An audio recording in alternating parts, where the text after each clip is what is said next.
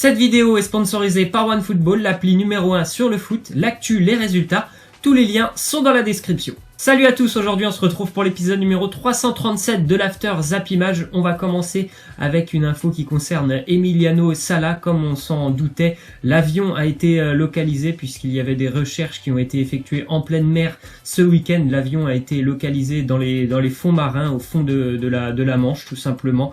Donc restez connectés, aujourd'hui il y aura certainement d'autres infos concernant Sala. Ensuite, déclaration de Mario Balotelli, il nous dit: le football italien est beaucoup trop tactique et un peu ennuyeux. Je n'ai pas vraiment pensé à retourner en Serie A ces derniers mois, mais je ne peux pas nier que j'aimerais mettre fin à ma carrière à Brescia. Actuellement, Brescia est en Serie B italienne. Je crois que Brescia est la ville où il a vécu étant très jeune en Italie. Mario Balotelli, on a vu un Balotelli un peu en difficulté quand même face à Reims ce week-end. Après bon, forcément c'est pas facile de jouer contre Reims, mais il a pas énormément pesé, donc j'espère qu'il y aura des meilleurs jours pour lui et pour l'OM aussi bien évidemment dans les prochaines semaines, parce que c'est toujours vraiment très compliqué pour Marseille. Ensuite, déclaration d'Habib Beye, consultant Canal et ancien défenseur de l'OM. Il nous dit: par rapport à son effectif et à son budget, Marseille doit prétendre à être parmi les 3 premiers de Ligue 1. De ce point de vue, il n'est pas du tout acceptable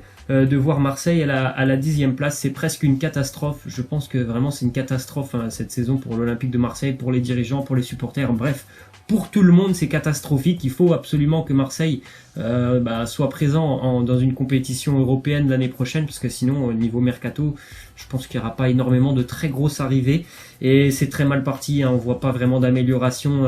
Pourtant les matchs passent, il n'y a pas d'amélioration. Demain il y aura un match en retard à huis clos au Vélodrome, pas facile pour l'OM. Vendredi, nouveau match à l'extérieur à Dijon. On sait que Marseille a déjà d'énormes difficultés aussi à l'extérieur.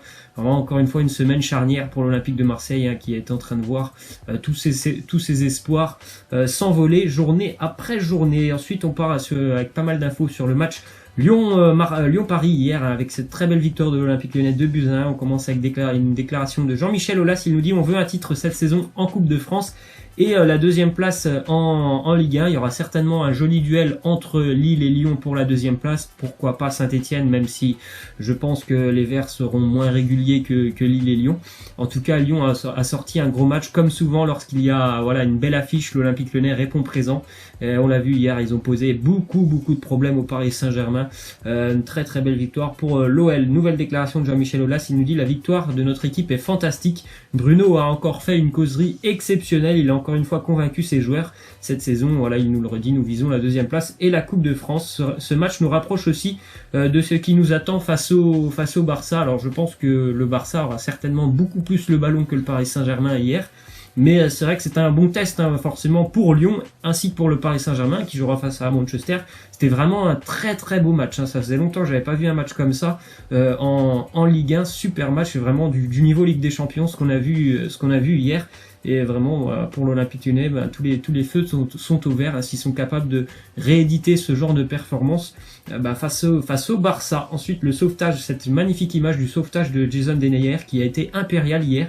Vous l'avez vu, ce sauvetage de la tête, alors que Anthony Lopez était battu sur cette frappe.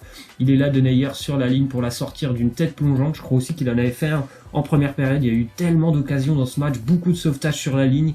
C'était vraiment un match hyper rythmé et très agréable à suivre. Ensuite, déclaration de Sidney Govou, il nous dit: Anthony Lopez est le meilleur gardien de Ligue 1. Il est en train de franchir un palier.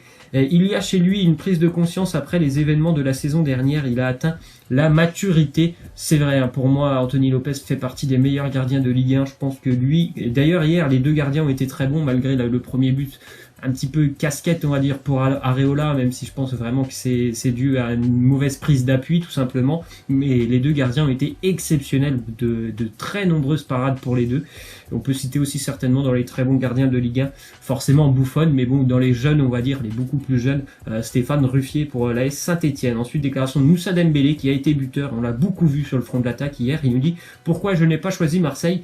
Marseille, c'est compliqué. Je trouve que le club n'est pas assez stable, mais je n'ai pas envie de parler de Marseille. Je suis lyonnais. Je pense qu'il a fait le bon choix et je pense que tout le monde le sait que depuis quelques années, Lyon est quand même beaucoup plus régulier que l'Olympique de Marseille. Marseille a eu une saison exceptionnelle l'année dernière et pourtant ils n'ont pas été en Ligue des Champions, alors que Lyon était peut-être un petit peu moins réguliers, on va dire, mais ils ont fini l'année en boulet de canon, ce qui leur permet de se qualifier en Ligue des Champions. Ensuite, déclaration de Thomas Tuchel, il nous dit on a perdu beaucoup de ballons faciles, pris des mauvaises décisions, spécialement dans les moments clés. Après la pause, on a bien contrôlé le match, je suis satisfait de cette seconde période. C'est vrai que Lyon a été très bon en première période, un peu moins en seconde, et Paris a eu beaucoup plus d'occasions, on va dire, en seconde période, mais je pense qu'il faudra quand même montrer un autre visage face à Manchester. L'absence de Neymar, elle s'est vraiment fait ressentir sur ce match. D'ailleurs, Mbappé l'a dit, tout simplement, c'est très compliqué de jouer sans sa star. Il l'a dit tout simplement, donc il espère aussi que le Paris Saint-Germain ne refera pas les mêmes erreurs que l'année dernière face au Real Madrid en Ligue des Champions. On l'espère tous, le choc face à Manchester approche tout de même. Ensuite, autre résultat de Ligue 1 hier, le derby un petit peu du sud entre Nîmes et Montpellier, un derby qui a été assez chaud, qui s'est soldé sur un nul 1 partout, but de Loïc Landre contre Andy Delors pour le Montpellier. Héros, une petite déclaration de Leonardo Jardim qui s'est imposé ce week-end, première victoire de l'AS Monaco à domicile cette saison, et il a fallu attendre le mois de février quand même pour Monaco. Tout le monde sait que j'aime jouer avec des joueurs excentrés et le club en manquait. J'ai demandé des joueurs qui peuvent apporter de la technique et de la vitesse dans les couloirs. Bon, je pense qu'il a été servi, on va dire que le mercato hivernal est plutôt bon pour l'AS Monaco, je pense surtout sur le secteur offensif, même s'il y a eu pas mal de recrues aussi défensives. Mais voilà, notamment l'apport de Gelson Martins, on l'a vu que 2 fois là, en l'espace de 5 jours, on l'a vu jouer 2 matchs Martins. On a vu qu'il allait certainement faire beaucoup de bien à l'AS Monaco. Ensuite, une petite stat en Angleterre. City a battu Arsenal 3-1 hier avec un nouveau triplé pour Sergio Aguero. Seul Alan Shearer, ancienne star, notamment de Newcastle, a inscrit plus de triplés que Kun Aguero dans l'histoire de la Première Ligue. Voilà, des stats assez incroyables, encore une fois, hier, ultra décisif. Toujours au bon endroit, toujours le bon geste devant le but pour Aguero, c'est vraiment un attaquant fantastique. Ensuite, on a appris que selon le Daily Express quotidien anglais, que Roman Abramovich, propriétaire de Chelsea, s'était tout simplement entretenu avec son entraîneur Maurizio Sarri et lui avait dit tout simplement: si tu ne nous qualifies pas pour la Ligue des Champions, tu ne seras plus là l'année prochaine. C'était une période un peu compliquée quand même pour les Blues de Chelsea depuis quelques temps maintenant. Ils marquent pas énormément.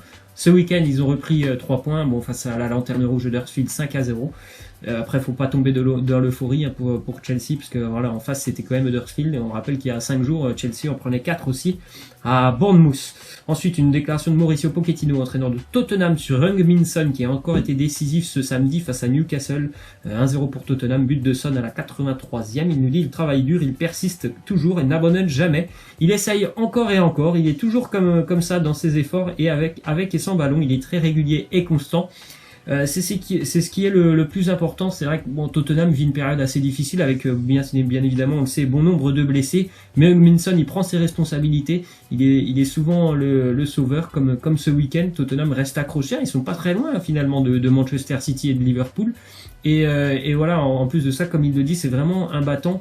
Il a pas mal échoué ce week-end face à la défense de Newcastle, mais voilà, il n'arrête pas de tenter, et il a été récompensé avec ce joli but, même s'il y a une grosse erreur du gardien de Newcastle. Des petits résultats maintenant en Italie. L'Inter qui est encore une fois battu, ça fait les 4 derniers matchs pour l'Inter, c'est 3 défaites.